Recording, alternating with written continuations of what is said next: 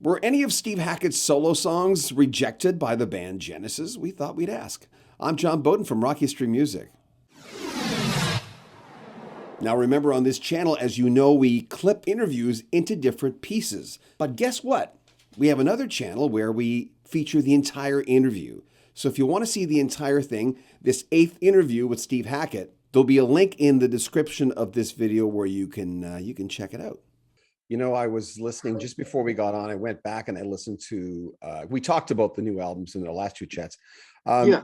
But listening to your first 3 albums, my first thought was, were any of the songs from the first 3 albums, like Voyage of the Acolyte and Please Don't Touch, are any of those songs, were they songs that were brought to Genesis and somehow they didn't think it? Yeah, some were.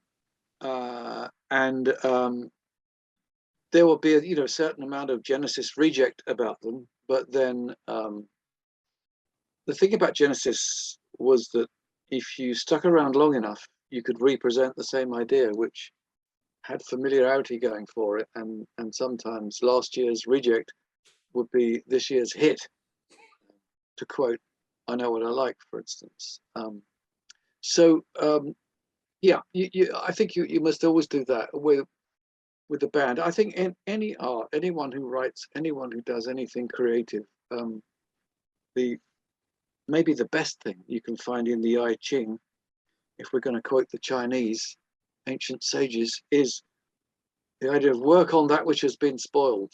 And art is perfect for that, because you can always repaint the same painting, you can always rewrite, re-record the same song. Unlike painting, of course, songwriters are required to perform that same song. So, here's a 50-year-old classic, or 51 years old in the case of musical box.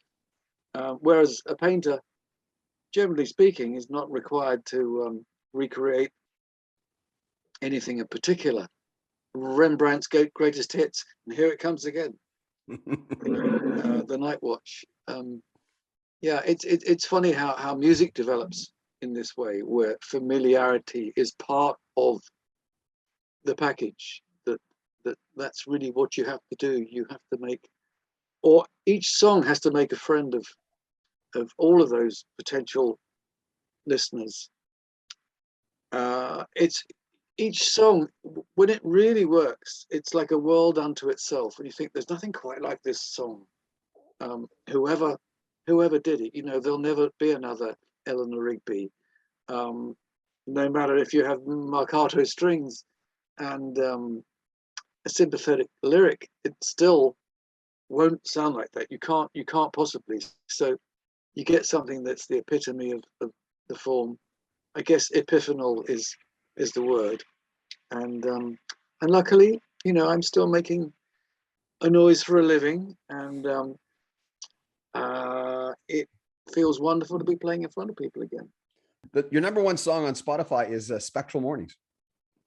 That's interesting. That I didn't know that. That's interesting. In fact, somebody wrote to me today saying, "I hope you're going to do that as part of your stuff when you do Foxtrot." And the band has that capability. It's interesting. It shows you knew what you were doing right off the. It shows you knew what you were doing right out of the gate. So there you go. Yeah, it's weird, isn't it? I mean, I think that I've written things that are far more complicated than that over time, and things that have convolutions. But it's a kind of Genesis length of a song, if I may say so. I don't know how it worked out like that, because there are a lot of repeats in it, but it's about 8 minutes long.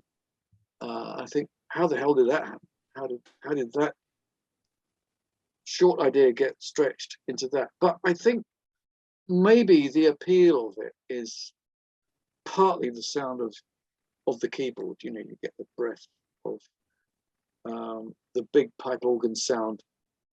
When we originally did it, it was Nick Magnus doing that with a sound that he created. Now when we do it, Roger gets a similarly big, beautiful sound, incredibly well observed, and also really rich. So it's a guitar instrumental, but it's hugely supported by the power of those keyboards.